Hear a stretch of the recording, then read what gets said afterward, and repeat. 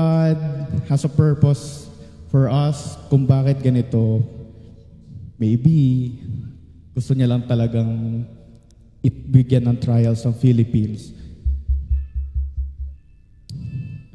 But I believe that God has a greater purpose talaga kung bakit ganun yung mga nangyari sa Philippines. I believe that out of the ashes we rise, there's no one like you. There's none like you. Our God is greater, our God is stronger. God, you are higher than any other. Our God is healer, awesome in power. Our God, yeah.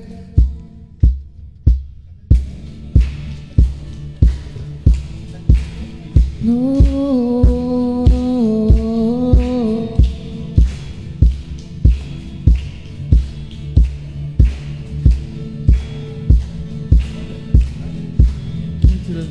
Into the darkness you shine.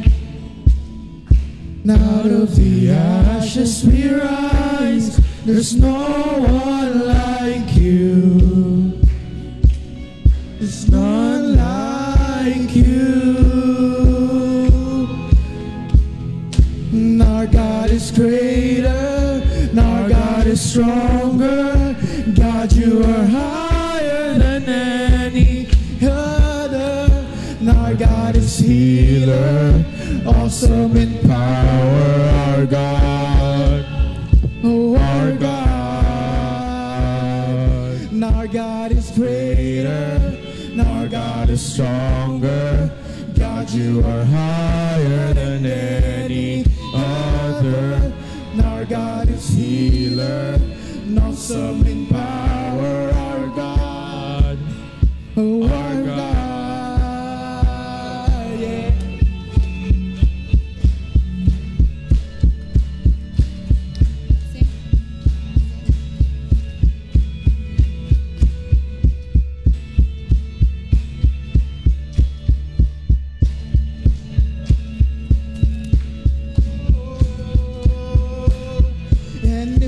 God is for us, and who could ever stop us?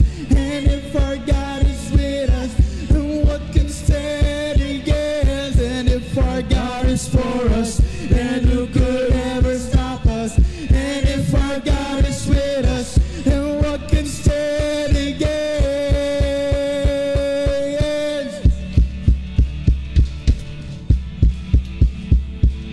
Then what can stand against?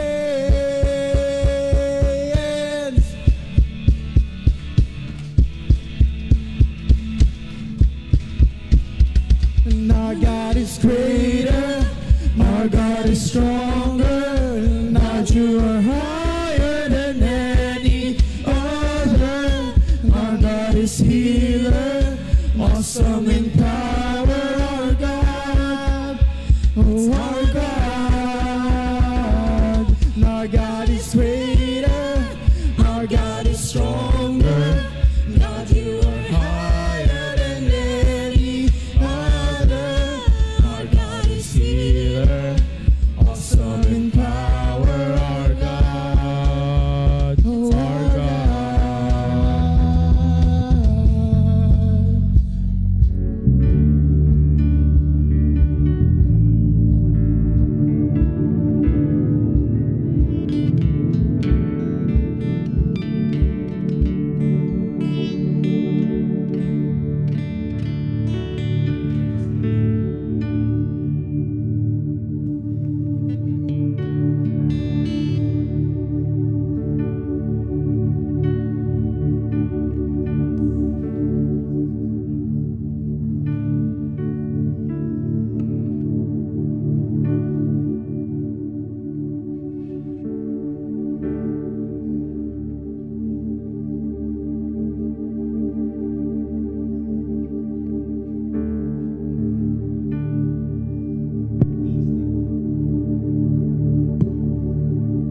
Calms our hearts. mercy that covers our mistakes, and loves that never fails. So today, as we give thanks for our family, friends, and all God's blessings, let's take a moment to lift our gratitude higher to the one whose name is beautiful, wonderful, and powerful. Sabi sa Psalms 107:1, give thanks to the Lord, for He is good.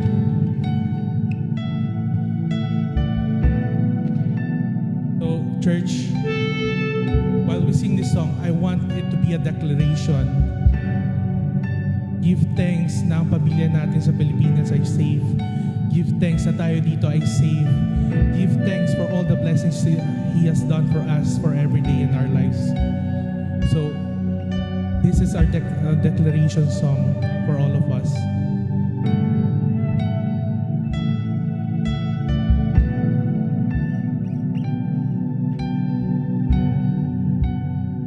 You have no rival. You have no equal. God and forever, God, you reign. Yours is the kingdom. Yours is the glory. Yours is the name above all names. What a beautiful name it is. What a beautiful name. The name of Jesus Christ our King. What a powerful name it is. Nothing can stand against.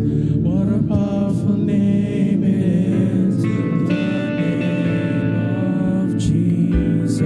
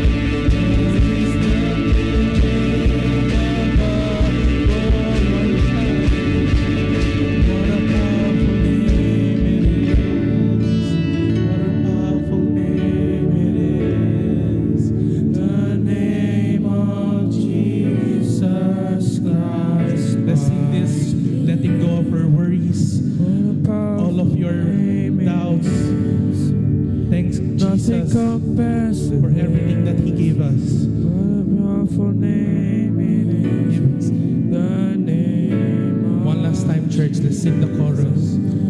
What a powerful name it is. What a powerful name it is. the name of Jesus Christ, my King. What a powerful name it is. Nothing can stand against. What a powerful name it is. The name of Jesus. Lord, as we worship You here today, I pray that everyone here is blessed. All their worries are cast away, Lord. All their doubts are cast away, Lord. Every one of here in this church, in this Holy Trinity, will be serving.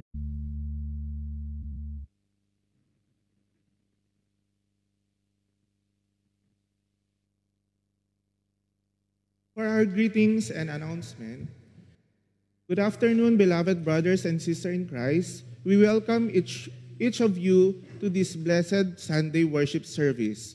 Whether you are joining us for the first time or you are a regular part of our church family, we are glad you are here. Do we have any visitor today?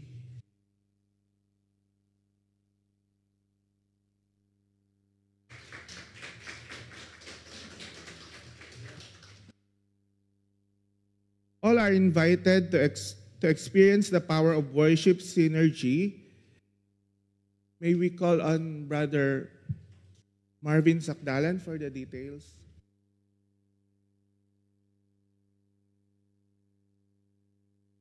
God's afternoon po sa ating lahat. God is good. And all the time. This is the day na po sa nalalapit na next Sunday po. Tayo po ay magkakaroon ng ating taunang synergy. Kaya po iniimbitahan ko po ang lahat. And at this moment, I would like to take opportunity to ask, sino na po dito ang nakapag-register na po using our Google form? Can we raise our hands and confirm? So nakikita ko medyo marami pa pong hindi nagko-confirm. So please, I'll send the Google form again to our announcement group chat. Please register so that we can have a head count, because right after our service, we will have a dinner fellowship, and that's the best time for us to know each other more closely together. We don't have a worship service here at St. John Hall. Lahat po tayo ay makakaroon ng service po sa Great Vision Events Management. If you know po our recent anniversary celebration with the Praise in Motion, malapit po siya sa Avani Hotel sa Deira.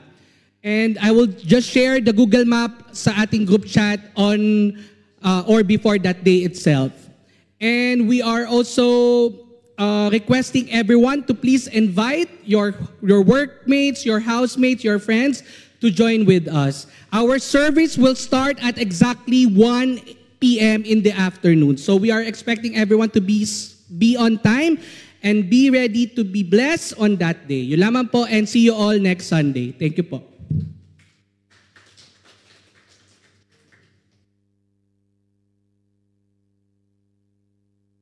Please join us every Thursday for our midweek service, 8 o'clock in the evening at St. James Hall, Holy Trinity Church.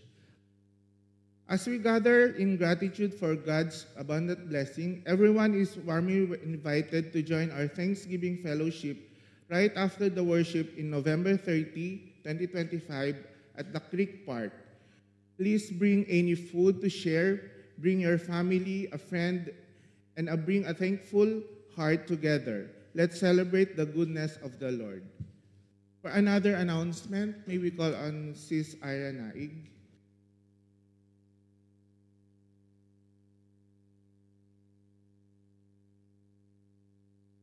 Good afternoon po sa ating lahat. Alam niyo po bang 46 days na lang ay Pasko na? And in line with that po, we are launching on behalf of a Finance Committee, we are launching our Christmas Bubble activity. Sis, meron po ba tayong, may slide po tayo. And our theme for this year, we have done this before, but it's been a while since we did it. So we're bringing it back this year with our theme, a celebration of giving and light. And we will all decorate a tree that shines with love and generosity. So as this Christmas season, let us all come together as one family of faith to decorate our church's Christmas tree, not just with ornaments, but with the gifts of hope and love that will bless others, where each bubble that we hang represents our offering of generosity and prayer of thanksgiving. So how does it work po? Nakikita niyo po ang ating mga bubble dyan. And we'll have to choose a Christmas bubble that reflects the spirit of our giving. And each bubble color po is equivalent to an amount. The gold bubble is equivalent to 500 dirhams. The red bubble naman is 400 dirhams. The silver bubble is 300, the green is 200, and the blue bubble is 100 dirhams. So as this is a season to give, it's also a season to shine. As we celebrate the birth of our Savior, Jesus Christ, may we be reminded that every bubble reminds us of the true joy that is found in giving. So, sabi nga po sa Luke chapter 6, verse 38, give and it will be given to you, a good measure, pressed down and shaken together and running over, and will be poured into your lap. For with the measure you use, it will be measured to you also. So, join us po on December 14. Magsiset up po tayo ng Christmas tree dito sa ating worship hall. And those who would like to commit, you can approach me or any one of the finance committee po. Thank you po. God bless. We have another announcement from Brother Dexter.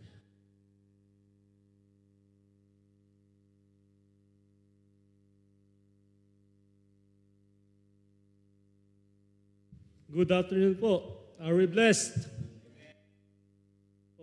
Yan po ba tayong slide? Para sa ating... Yan po.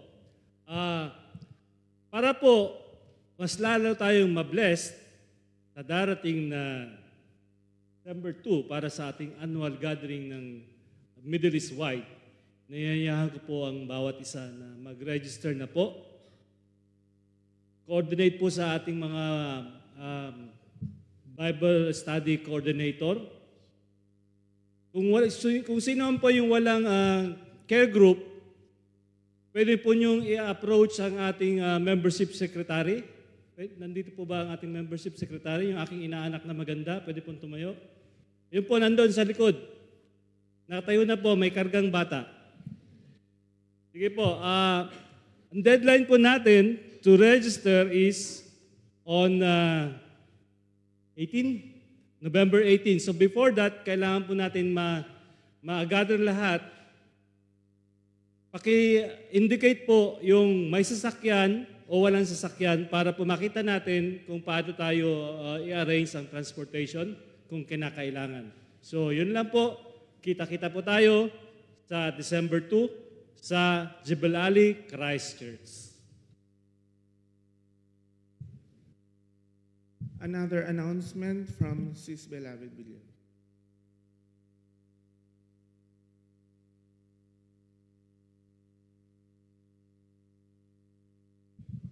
Last na po na invitation. In line po sa ating TFUMC theme for this year, we would like to invite everyone to run as one with each other, with Christ and with ministry. Inanyayahan po tayong lahat na mag-join sa Dubai Run this coming November 23, Sunday. Mag-register po tayo dun sa link na shinare dun sa announcement group po natin sa Facebook, yung sa mga hindi pa naka-register din. And yung call time is 5:30 to 6 dapat to. So, dun po in front of Millennium Hotel sa may Sheikh Zayed Road, southbound. So yung papuntang, kung sino yung palaging nagjo-join ng Dubai Run, doon po tayo sa, kung papuntang Abu Dhabi, right side siya na lane, nandun din yung Millennium Hotel. So doon po tayo magkita-kita, 5:30 to 6, by 6 o'clock, sabay-sabay po tayong lahat na mag-run or mag-walk. Please wear your bib. Pwede na pong kunin. Nakuha ko na po yung akin kahapon sa Bill Park. Tapos, kung wala naman kayong Dubai Run shirt, pwede tayong mag-wear ng any white TFUMC t-shirt or any white shirt kung wala din tayong TFUMC na white t-shirt. So, yun po. After that, sabay-sabay po tayong mag-breakfast, venue to be advised. So, sana po tayong lahat ay maka-join for our physical wellness then at banding na rin and fellowship para sa ating lahat. Thank you.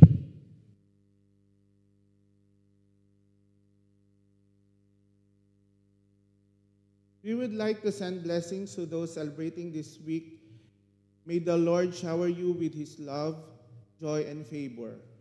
On November 10, Sis Karen Joy Leonek. November 11, Brother Jerry Sulit. Our beautiful altar flowers are offered by Brother Jerry Sulit in praise and thanksgiving to God. We praise and thank God for our generous daily dirham pledgers, tithers, and givers. May God continue to bless you abundantly.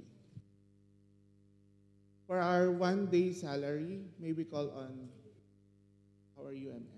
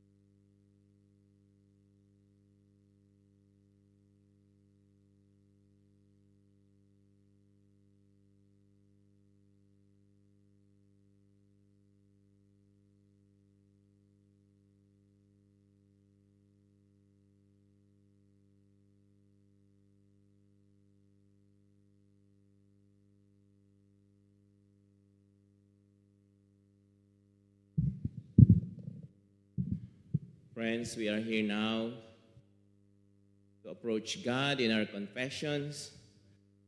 We live fractured lives, and God seeks not to punish us, but for those faults and fault lines, but to reconcile and restores us, trusting in God's grace and mercy. Let us then make our confession together in silent prayer.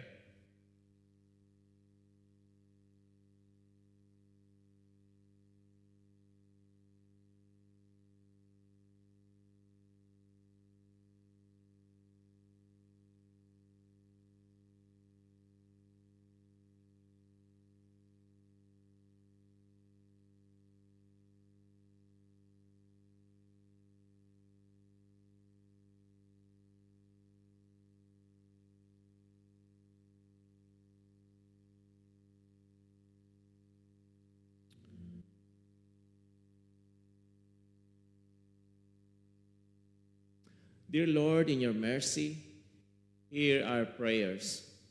Friends, hear now the word of assurance of pardon and forgiveness of sins. The steadfast love of the Lord never ceases. His mercy never comes to an end. They are new every morning. Great is God's faithfulness. In the name of Jesus Christ, you are forgiven.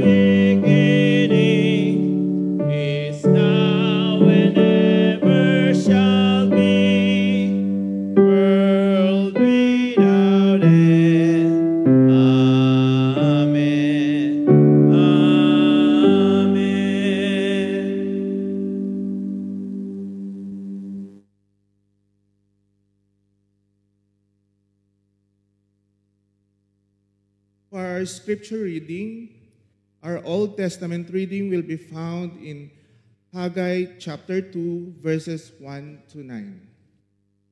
And it says, "On the 21st day of the 7th month, the word of the Lord came through the prophet Haggai. Speak to Zerubbabel, son of Shealtiel, governor of Judah, to Joshua, son of Josadak, the high priest, the remnant of the people. Ask them, who of you is left to saw this house in its former glory? How does it look to you now?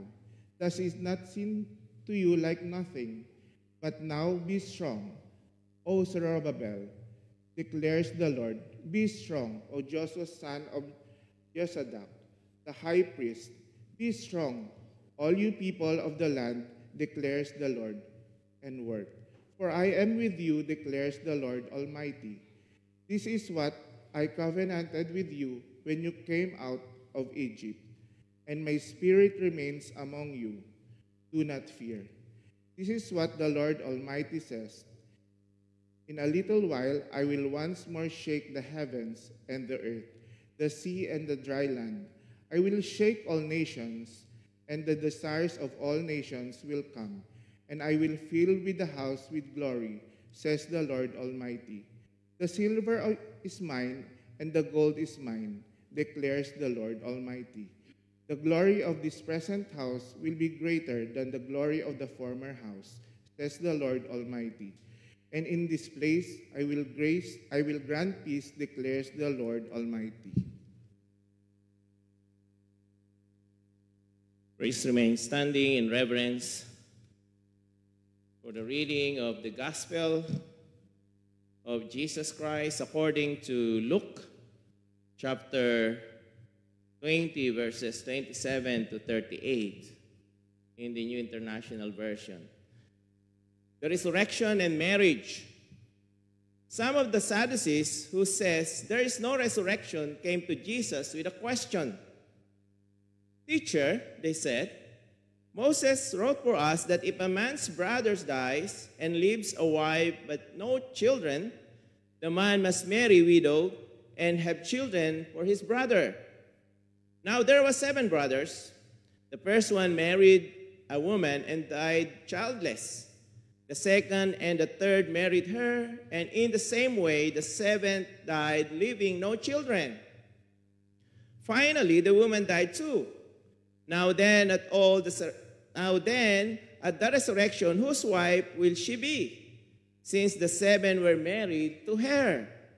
Jesus replied, "The people of this age marry and are given in marriage, but those who are considered worthy of taking part in that age and in the resurrection from the dead will neither marry nor be given in marriage, and they can no longer die. For they are like the angels. They are God's children, since they are children of the resurrection. But in the account of the bush, even Moses showed that the dead rise, for he calls the Lord the God of Abraham and the God of Isaac and the God of Jacob. He is not the God of the dead, but of the living. For in him all are alive." This is the word of God for the people of God.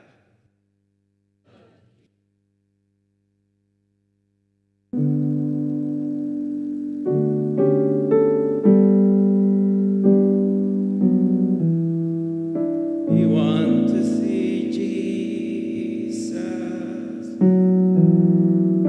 Reach out and touch him and say that we love him.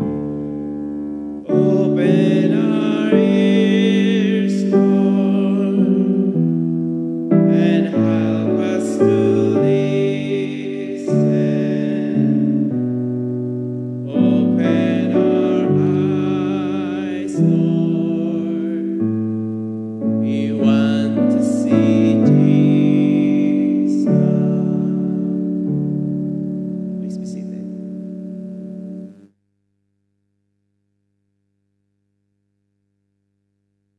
Let us hear our message through song by our TFUMC Chancel Choir.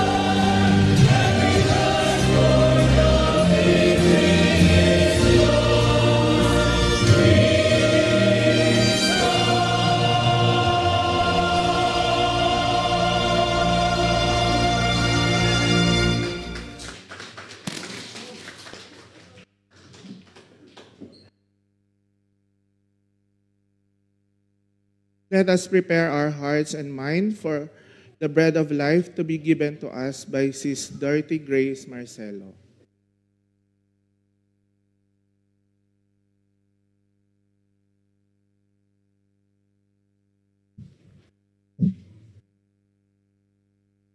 Amen. Shall we give a clap offering to the Lord for that strong and powerful message of song?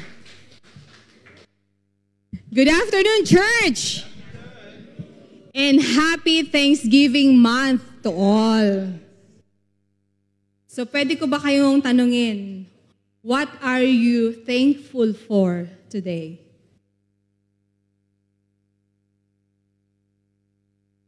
Too many to mention, sabi nila. But I think there's always something that we can be thankful for. So, as we begin our Thanksgiving month, although we started last Sunday, normally naman po every month of November we celebrate the Thanksgiving month. Let us prepare our hearts not just to say, thank you, Lord, but to live out of gratitude through faith, obedience, and unity. So, tanong ko lang po, what was the best coffee or meal that you had this week? Meron ba? Coffee or meal that you recently had this week? Katrina. Or what was the best K-drama that made you cry? Asan yung mga ka-opa ko dyan? Nawawala. Or maybe, ano yung bagong trending na TikTok dance na sinayaw nyo recently? Golden out o polite in? Yes, sa mga nagti-TikTok dyan. So we all talk of the best, di ba?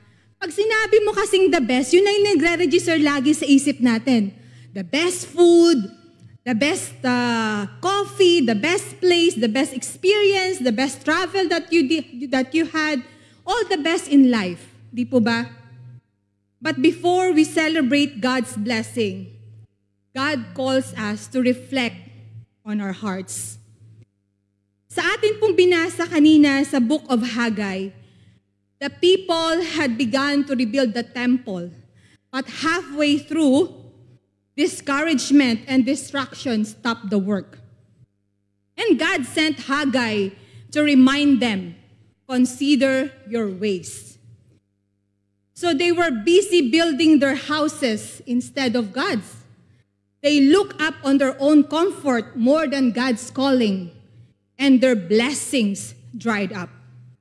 This month, as we prepare to thank God for all that He has done, the Lord is saying to us, be strong, be righteous, and keep building, for I am with you. Shall we all bow down and pray? Lord, as we meditate on your word this afternoon, open our hearts, open our eyes, open our minds, open our ears to hear kung ano po ang nais niyo pong ipabatid sa amin sa mga oras na ito.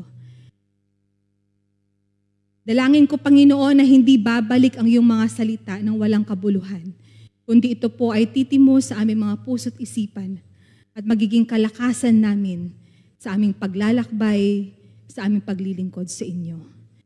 May the words of my mouth, Lord God, and the meditation of my heart be pleasing to you. In Jesus' name, amen. So unang punto po, God's people were discouraged, but God spoke hope. Kung titingnan po natin doon sa ating binasa kanina, ang ating pong pagbabasehan ay yung Book of Haggai, chapter 2, verses 1 to 9. So after 70 years of exile nila from Babylon, they returned back to Jerusalem. So they began rebuilding the temple. Alam niyo naman po, noong unang panahon ay napaka-importante ng pagkakaroon ng isang templo.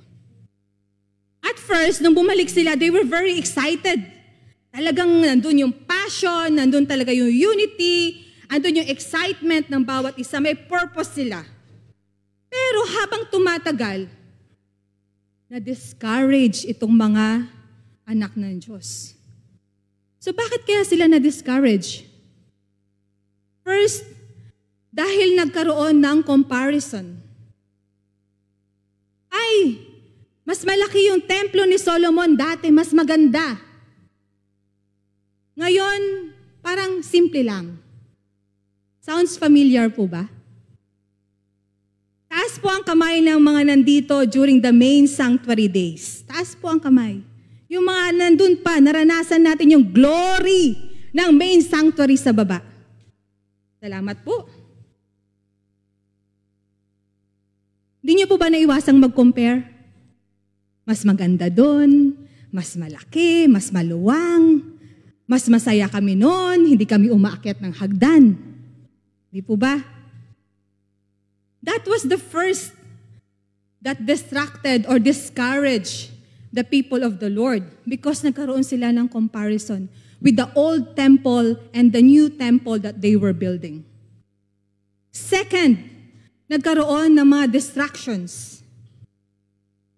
They focused on building their own houses, finding their own comfort, instead of building God's house. Again, familiar po ba? Post-pandemic, di po ba naging busy tayo rebuilding our lives, rebuilding our career, rebuilding our dreams dahil ang daming nawasak nung panahon ng pandemic? At maraming mga plano na hindi nasunod o hindi nangyari na dahil sa mga plano natin before that. And naging busy tayo. Social media, masyadong naging ang social media after that. And even we lose time or nabawasan yung time natin sa worship. Third, that discouraged them was opposition. Mayroong mga,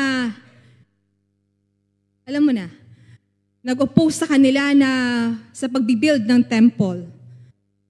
They mock and threatened the Israelites.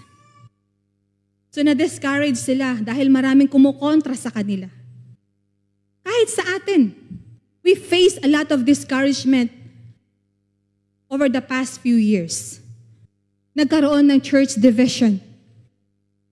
Nabawasan yung mga attendees natin sa church dahil maraming umuwi. Nagkaroon tayo ng financial pressures dahil umunti ang ating mga givers. Nagkaroon ng less engagement. Hindi na ganoon karami ng activities na ginagawa natin. Nagkaroon ng change of leadership and even integrity issues sa loob ng simbahan. Hindi actually galing sa labas yung opposition, kundi galing mismo sa loob nila. And it's the same thing that we are facing even here in our church. And fourth, nakaramdam sila ng pagod. Sa tagal nilang pagbibuild ng temple, sabi nila parang ang bagal naman. Minsan ganun din tayo. Napapagod na tayong maghintay. Tapagod na tayo, kailan pa tayo magkakaroon ng slot sa baba? Ang tagal na nating pumipila na magkaroon ng slot sa baba. Yung iba napagod ng umakyat ng hagdan. Yung iba napagod ng maglingkod dahil sila na lang palagi. At hindi sila nabibigyan ng pansin or na-appreciate sa kanilang ginagawa. So they stopped building.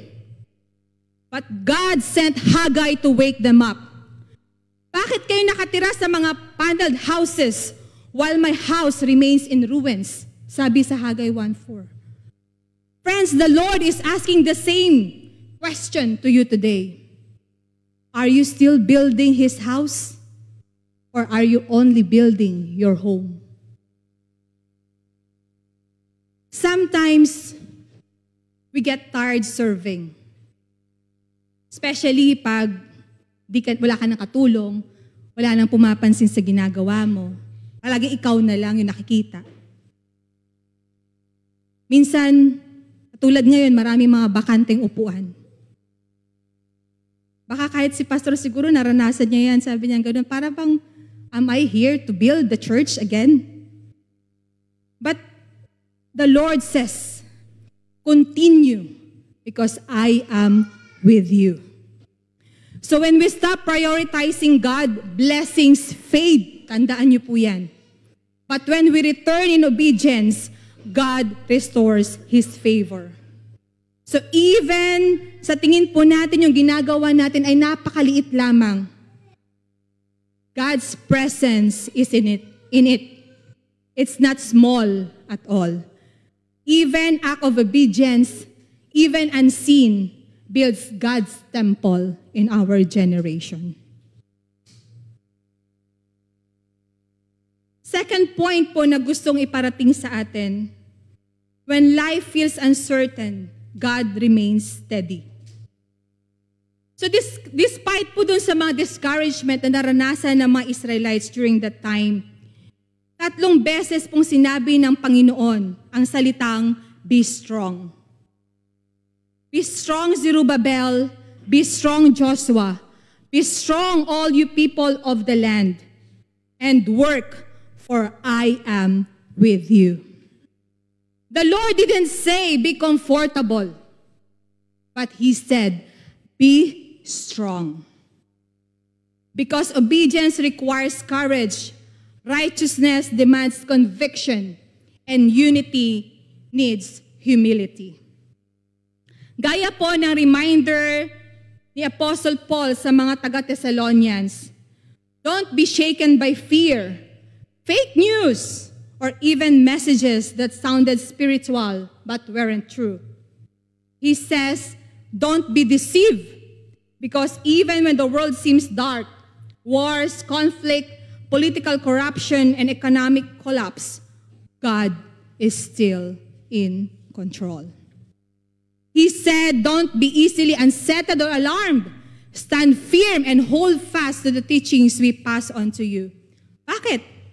Because in uncertain times, politically, economically, spiritually, deception spreads quickly. So, sa ating pong sitwasyon sa panahon na ito, there are wars in the Middle East, in Ukraine, in Russia. There are earthquakes na sunod-sunod, floods, and ngayon, typhoon is raging our beloved bansa. Yung inflation masyado nang mataas. Maraming nawalan din ng trabaho. May mga injustices, may mga corruption, may mga division around the church. Mayroong dishonesty, may power abuse. But the message remains, be strong in the Lord. Huwag niyo pong hayaan na yung mga instability dito sa mundo ay nakawin yung kapayapaan na ipinagkaloob sa atin ng Panginoon. Because God will grant peace in His time.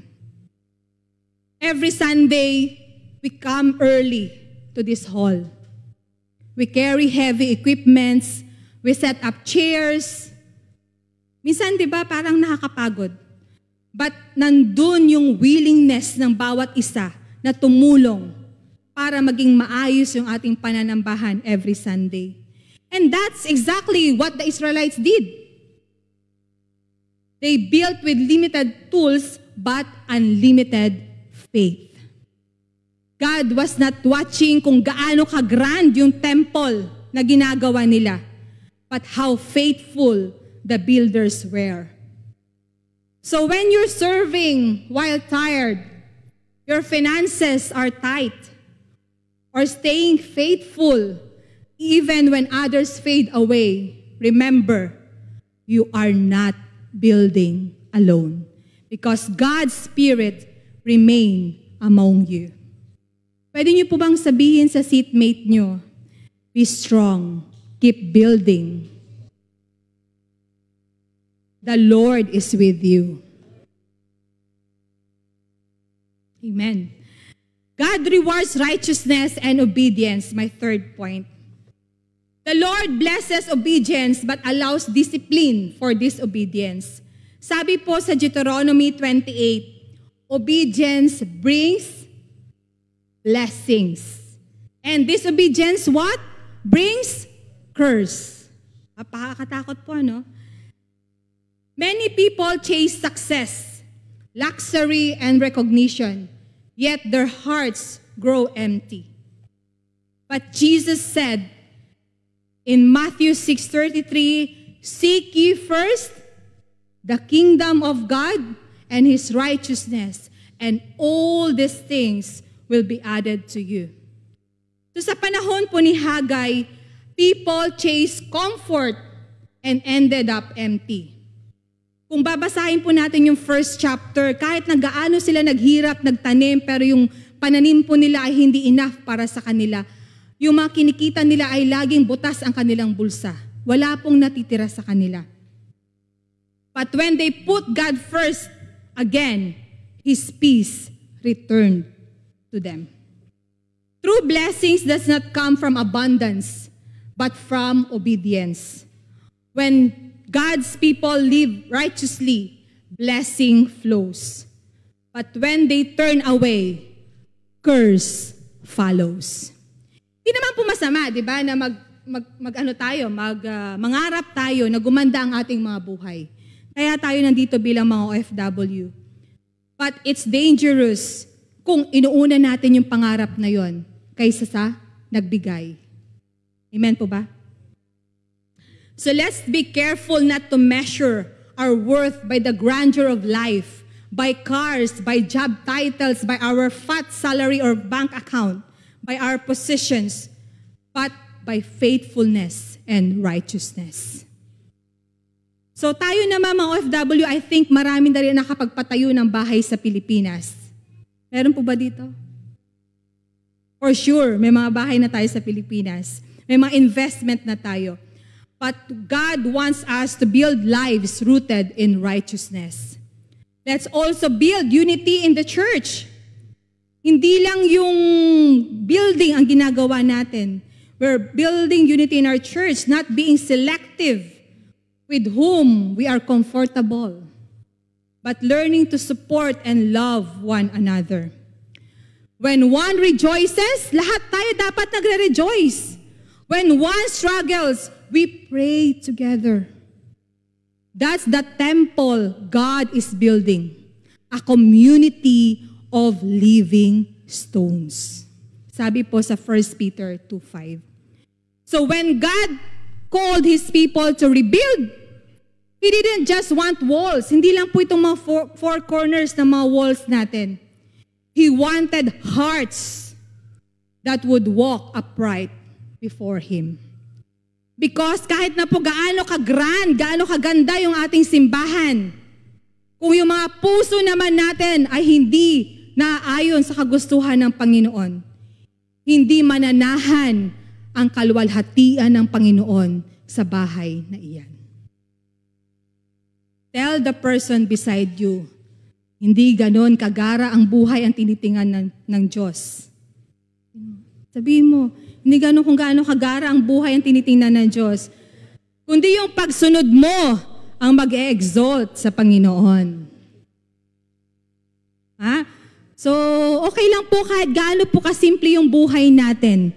Hindi po kung gaano karaming alahas ang suot natin, gaano kaganda yung sasakyan natin o yung bahay natin. Pero yung ang importante po ay yung puso natin na handang sumunod sa Panginoon. Amen? Our hope, number 4, our hope is in the God of the living, shaking with purpose. Sabi po sa Haggai chapter 2, 6-7, and even to the New Testament that we have read in the book of Luke, sabi po doon, in a little while, I will once more shake the heavens and the earth, and I will fill this house with glory. So when God allows shaking in nations, in our economy, sa ating bansang Pilipinas, sa economies natin, sa mga personal nating buhay, it's not to destroy, but to purify. Tandaan po natin it's not to destroy, it's to purify. It's His way of removing what is temporary so that what cannot be shaken, His kingdom will remain. Sa nangyayari po ngayon sa ating paligid, sa ating mundo, marami na po ang nawawalan ng pag-asa. Kahit naman siguro tayo, now thinking about what's happening in the Philippines, the corruptions, the injustices, the floods and typhoons that we are experiencing. Grabe naman po, Lord, yung pag-shake mo sa bansa naming Pilipinas. And even now, are you present even right now? Or yung isip nyo ba ay nasa mga mahal nyo sa buhay sa Pilipinas? But in Luke 20:27-38, Jesus reminded the Sadducees that our hope is not dead. He is not the God of the dead, but of the living. For to Him all we are alive. Amen? So even in the season of shaking, our God is alive and is actively working among His people. He shake what is fragile to awaken what is faithful. He removes what is unstable to reveal what is unshakable. His presence and His purpose. Sino po dito yung lumaki yung nag-ano ng bigas? Yung may palay? Yung may naghihiwalay ng ipa? Ano bang tawag doon? Nagtatahip, yun. Sino po nakaranas na nagtatahip? Di po ba? So pag ginagawa niyo yung pagtatahip, bakit niyo ginagawa yon? Para ihiwalay yung mga ipa. Di ba? So ganun po yung pag-shake sa atin ng Panginoon. Pinupurify niya tayo. Tinatanggal niya yung hindi maganda sa ating mga buhay. And it's not even a punishment, but it is a preparation. So what has been shaking your life lately? Ano po yung nagsishake sa inyo ngayon? What if God is shaking the things that don't last so He can rebuild your life on what truly matters? So the God who shakes the heavens is the same God who raises the dead. He's not finished with your story, kapatid, because He is the God of the living. So when everything around us feel uncertain, saan po tayo lumalapit? Amen, sa Panginoon. Stand firm, because even in the shaking, His kingdom cannot be shaken. Kapatid, okay lang yan, kamo. Sabihin mo, okay lang yan na shake ka ng konti. Hindi pa naman ikaw nayayanig ng todo-todo. Stand firm. Because the promise is the glory of the latter house will be greater. So church, when God shakes the heavens and the earth, it's not to destroy, but to rebuild with greater glory. And this brings us to His promise. The glory of the latter house will be greater than the former, says in Haggai 2:9. How is that possible? Because the God of the living, whom Jesus revealed in Luke 20, is dwelling among His people again. The true temple is no longer made of stone, but of the living hearts that is filled with His Spirit. That's why even after shaking, our future in Christ is not lesser, but greater. So kahit na sa tingin natin na yung buhay natin ay napakaliit, or napakahirap, or tahimik katulad ng dati, God says, my presence will make the latter glory greater than the former. Taas po ng kamay yung mga nagre-rebuild ngayon. Faith, manyan, finances, or family. Meron po ba? Nagre-rebuild ngayon. Amen? Amen? Amen? How many are you praying for peace in the world and in their own hearts? Taas po ng kamay. Amen? Parang hindi lahat Taas po ng kamay. Alam ko po. So even when life feels uncertain, God is not absent. Even the world may seem so dark right now, His light still shines through His people. So what lies ahead can be greater than what was lost. Not because of what we build, but because of who is with us. So as we observe our Thanksgiving month, let's prepare our hearts not just to thank God in words, but to live lives that exalt Him. Be strong. Keep building your faith and family even when it's hard. Be righteous. Live obediently, because righteousness exalts the Lord. Be united. Love beyond your circle. Support one another. Be watchful. The times are uncertain, but God is unchanging. And lastly, be thankful, not just for what we have, but for who is with us. Pakisabi mo sa iyong katabi, keep building. The Lord is with you. Before I end po, gusto ko pong iwanan sa inyo ang isang kwento. Merong isang karpentero na tagal na niya nagsisilbi sa kanyang master builder. So after years of service, sabi niya, nagpaalam na siya sa boss niya. Sabi niya, boss, magre-retire na po ako. Pagod na po ako, sabi niya. So sabi ng boss niya, sige, okay lang, pero may isang favor akong hihingin sa'yo. Can you just build one last house? Sabi niya. So sabi naman si boss naman, hindi pa ako papahingahin, may isa pang request. Di ginawa niya, gumawa siya ng bahay ulit. Dahil nga pagod na siya, nag-easy-easy na lang siya, ginawa niya lang yung mga measurement na tapos nabili siya ng mga cheap materials, para mabilis. Tinapos niya yung instead na 2 months niyang gagawin, tinapos niya ng 1 month kasi gusto niya na nga mag-retire, gusto niya na magpahinga. And then after that, pumunta siya sa boss niya, boss, tapos na po yung bahay, sabi niya gano'n. Sabi ng boss niya, eto ang susi, this is my gift for you. Napahiya yung karpentero. Hindi niya alam na yung bahay na pinagawa sa kanya ay yun pala ang titirhan niya. Mga kapatid, yung buhay natin ngayon, ito yung bahay na ginagawa natin para sa Panginoon. Let's build faithfully for one day doon tayo titira sa kung ano ang binild natin. Sabi po sa Zephaniah 3:17, the Lord your God is with you.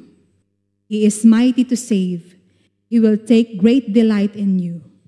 He will quiet you with His love. He will rejoice over you with singing. To God be the glory.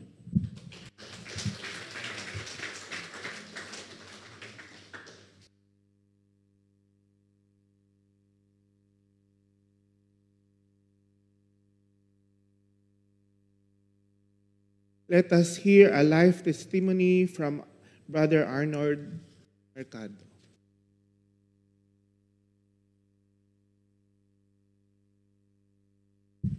Good afternoon po. Don't worry, hindi po ako iiyak. Yung mini-assist ako ni Sis Ira sa Messenger, testimony about giving, nag-thumbs up agad ako. Kasi, yung masama yung ginagawa ko, hindi ako nahihiya, yung mabuti pa kaya yung gagawin ko. Mas lalong tatagan natin, di ba? Ali, 17 years na po ako dito sa UAE, hindi po talaga ako nagsisimba. Kung sino yung friend ko sa Facebook, makikita nyo yung mga unang-unang punta ko dito makikita nyo yung mga post-post doon. Almost 3 years, nasa bar, lahat. Hindi ako hindi talaga ako nagsisimba. As in, hindi ko priority yung pagpupunta sa church. At the same time, pag kami nag-aaya, lalo na si Sis Doti, member namin dati sa Satuayan, mas tawag dito, pag inaya nila ako sa church, sa Bible study, sabi ko, may gagawin ako eh. Hindi ko siya talaga priority. Mas madalas pa mas malaki pa yung ginagastos ko sa bar kaysa sa pagbibigay ng tithes. Just imagine. Nakakahiya. At yung dumating sa point na nagsisimba ako, isa ako sa mga may ministry sa church, yung tinatawag nilang Human Ministry, Sambales Ministry, at meron pag isang pinakamalupit, Batman. Sino po nakakakilala kay Batman? Pagka sinabi na ikaw yung mag-lead ng choir o ikaw yung tawag dito, gagawa ng ganito, ba't ako? So, yun ang Batman. Baka may kakilala kayong Batgirl. Sabihin nyo na. Ganun po. Bali, sa 17 years ko dito sa UAE, naranasan ko na yung mga siyempre medyo matagal-tagal na rin. Naranasan ko na rin yung mga sinasabi nilang medyo nape-paralyze ka na, paranoid. Bandang huli, lately ko lang din napansin, yung sinabi ni Sis Ira, may mga paranormal activity na hindi natin nalalaman na medyo kababalaghan na dumarating sa ating buhay. Bali, yun pumunta ako sa UAE, ang pangarap ko lang, makakain lang 3 beses sa isang araw. Yun na, tapos na. Okay na ako doon. Hindi ko pinangarap na magkaroon ng sasakyan, hindi ko pinangarap na tanggap po sa sarili ko, magbabas ako, magbe-metro, tanggap po sa sarili ko yan. Hindi ko sinabi, ni minsan hindi dumating katating sa sarili ko na magkakaroon ako ng sasakyan, pero iba yung pinagkaloob sa akin ng Lord. Yung time na nagsisimba ako, hindi ko masabi na ako isang mabuting alagad ng simbahan o alagad ng Lord, kundi isa akong alagain. Iba po yun, magkaiba. Alagad at alagain. Bali yung nangyari po nagkaroon po ng twist sa aking buhay, yung nagkaroon po ako sa ministry na Usapa Mission. Napunta pa ako sa Abu Dhabi.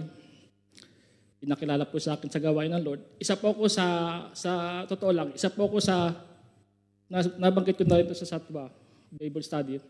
Isa po ako sa, nagko-question sa church, saan kaya dinadala ng church yung mga pera na binibigay natin? Yun po. Bali, yung umattend po ako ng council meeting, Diyos ko po, patawarin. Ganun pala yun. Ako yung hiya sa sarili ko, ganun pala to. Ganito pala to. Parang nahiya ako, hindi ko matanggap sa sarili ko na nasabi ko yon.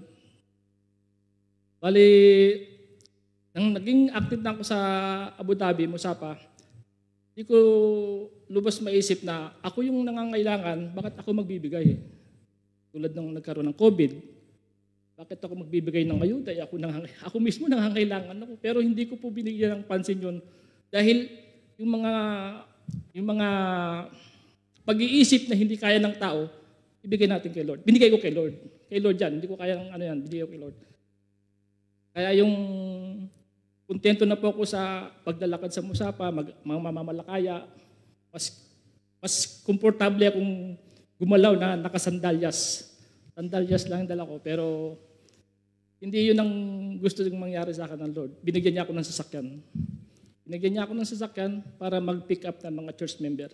Ganun kabuti ng Lord. Kaya yung sasakyan na yon, ginagamit ko sa church. Pinagsusundo natin sa Satwa Mission, sa ano. At the same time, yung na-involve ako sa church, hindi lang sasakyan binigay sa akin ng Lord. Imagine mo. Ganun ang twist. Yung ginawa nila akong UMM president sa Abu Dhabi, sabi ko, ba't ako? Batman ako eh. Ba't ako? Hindi ko alam yan eh. Tapos, ngayon, susuportahan ka ng church.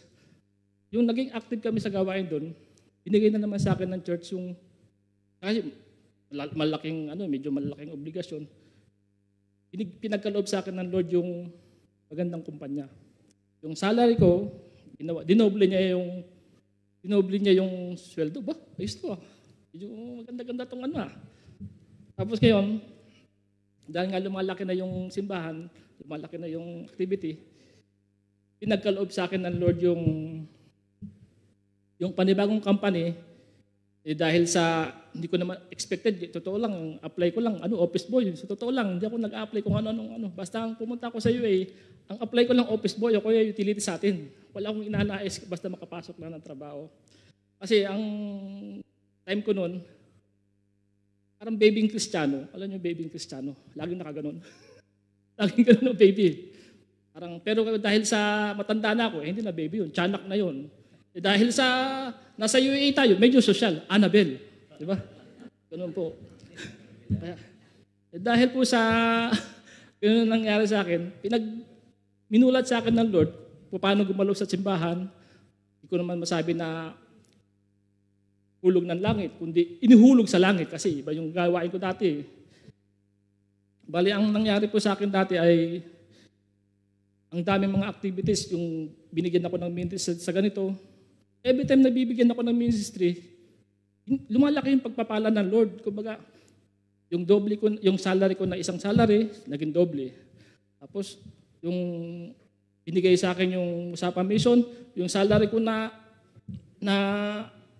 basic salary ko, dati, basic salary na lang ngayon. Sabi, ba, ayos to yung sumakatwid, lumalaki yung obligasyon ko sa church, lumalaki rin yung pagpapala. So ngayon, dapat pala, noon ko pa ito ginawa. Ba't ganyan ko lang? So ninanamnam ko na lang yung mga ninanamnam ko lang. Kaya ganun po kasarap ang magpuri sa Lord. Ako po pala si Arnold Mercado, may isang asawa, 3 anak. Bulacan yung naging Cebuano, nilindol, binagyo, namatayan, ngunit patuloy na magpupuri sa ating Panginoon. Amen. For our tithes and offering, may we call on our ushers.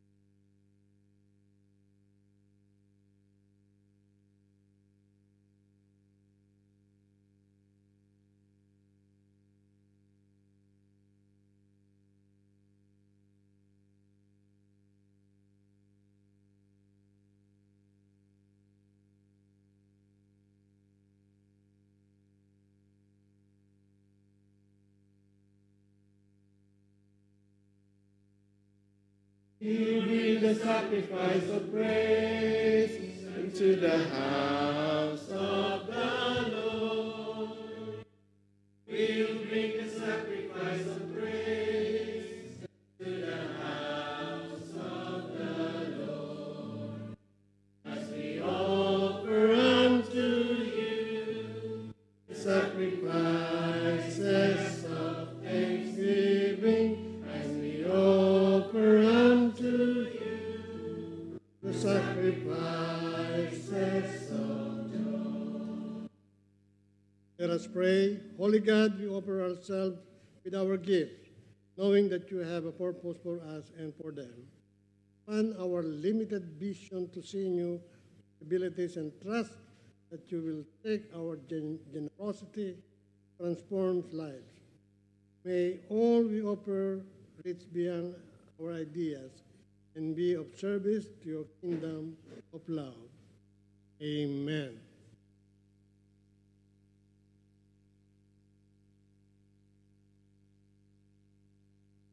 For our hymn of dedication and thanksgiving, let us sing A Mighty Fortress in Our God. While we are singing this hymn, those of you who have special prayer and concern, thanksgiving and prayer of commitment may come in front of the altar to be prayed by our pastor.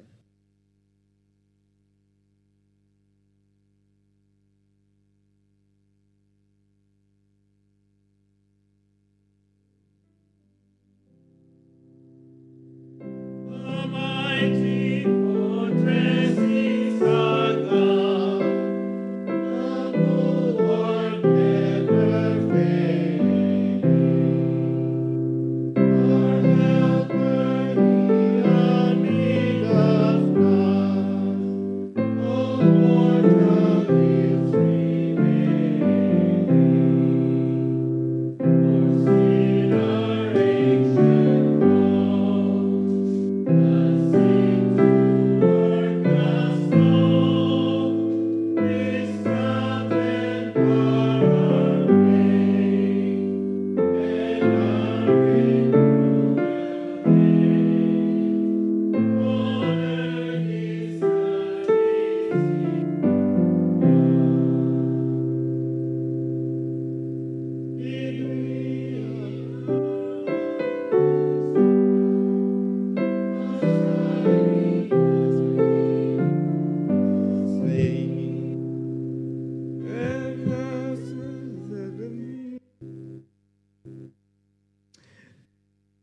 we pray, let us invite all the birthday celebrants and the anniversary celebrants and Mama Jolie sa kanyang biyahe sa Friday.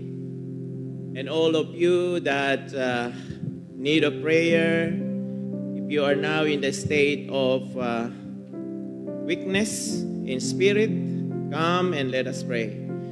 Dear God, our Heavenly Father, as the people of Haggai's time, the Lord spoke to them to be strong because you are with them. And here, O Lord, you are our mighty fortress. Sa lahat po ng pinagdadaanan namin sa buhay, ikaw ang aming kasama, Panginoon. Bagamat ang bansang Pilipinas ay binabagyo ngayon, ikaw pa rin ang Diyos na may hawak ng lahat ng bagay.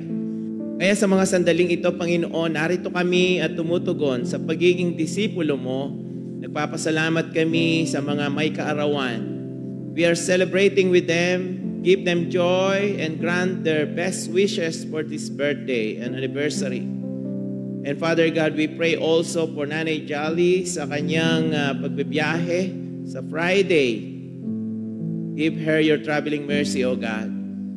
Sa mga may karamdaman, Panginoon, dalangin namin na ikaw ang patuloy na humipo sa kanila at hawakan sila upang tunay nga po na patuloy na ang kagalingan mo ang aming taglayin. O Diyos, sa mga kapatid namin na maaring sa mga sandaling ito, ang kanilang buhay ay hindi pa nakatitiyak. Maaring sila ay paroot parito sa simbahan, subalit walang kasiguruhan ng kanilang buhay na walang hanggan. Ama, sinabi mo po sa pamagitan ng pananampalataya sa aming Panginoong Hesus, do'y makasusumpong kami ng kaligtasan. Kaya salamat po, O Diyos, at bigyan mo ng katugunan ang mga kapatid, ang mga kaisipang lito, ang mga kaisipang nagtatanong kung mayroong kinabukasan para sa kanila. Siguraduhin mo sa kanilang mga puso, O Diyos, sapagkat ikaw ang nagsabi na ang sino mang tumanggap sa iyo, O Jesus, ay pinagkalooban mo ng buhay na walang hanggan. Ama, maraming salamat po maging sa bisita po namin ngayon. Salamat po sa paghatid mo sa kanila. At naniniwala kami na hindi ito ang huli na pagsasama namin sa kanila kung hindi magpapatuloy, O Diyos. Sa mga may espesyal na panalangin ng puso, O Diyos, dinggin mo, Panginoon. Tugunin mo, Panginoon, sa iyong kapangyarihan at sa iyong kahabagan. Maraming salamat sa kapatid na naghayag ng iyong salita. Pagpalain mo po ang kanyang buhay, sampu ng kanyang negosyo at mga lakbayin sa buhay na ito. Sa lahat, Panginoon, alam po namin na ikaw, ang iyong biyaya ay sapat sa pangangailangan ng lahat. O Diyos, lahat pong ito, kulang man ang aming panalangin ngayon sapagkat itinakda ng oras para sa amin. Kami naniniwala, O Diyos, na ikaw bukas ang iyong langit para sa aming mga panalangin. Pinupuri ka namin, O Diyos, pinapasalamatan ka namin sa pangalan ni Jesus. Amen at amen.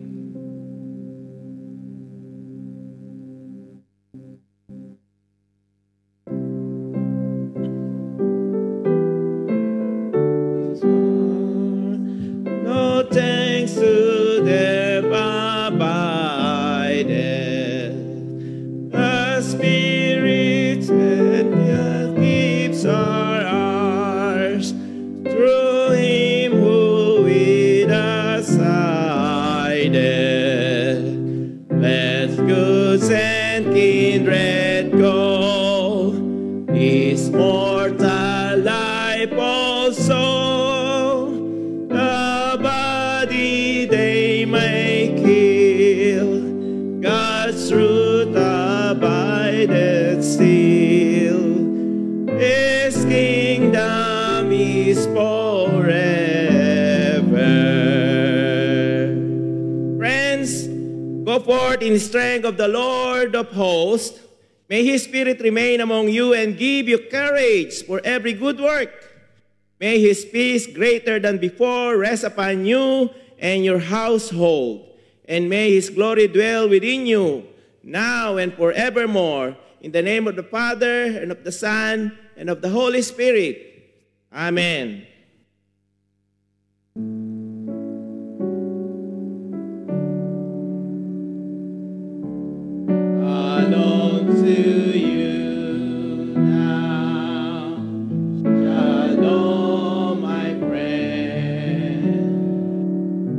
May God's full mercies bless you, my friend, in all your living and all your loving.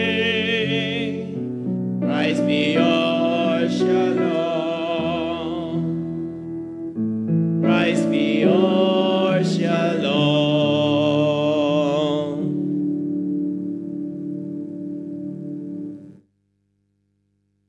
We praise God for the 81 souls present here today.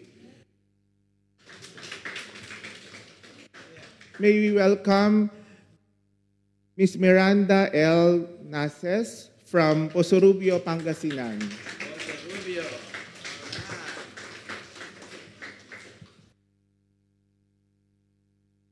Praise God. See you all next Sunday and God bless.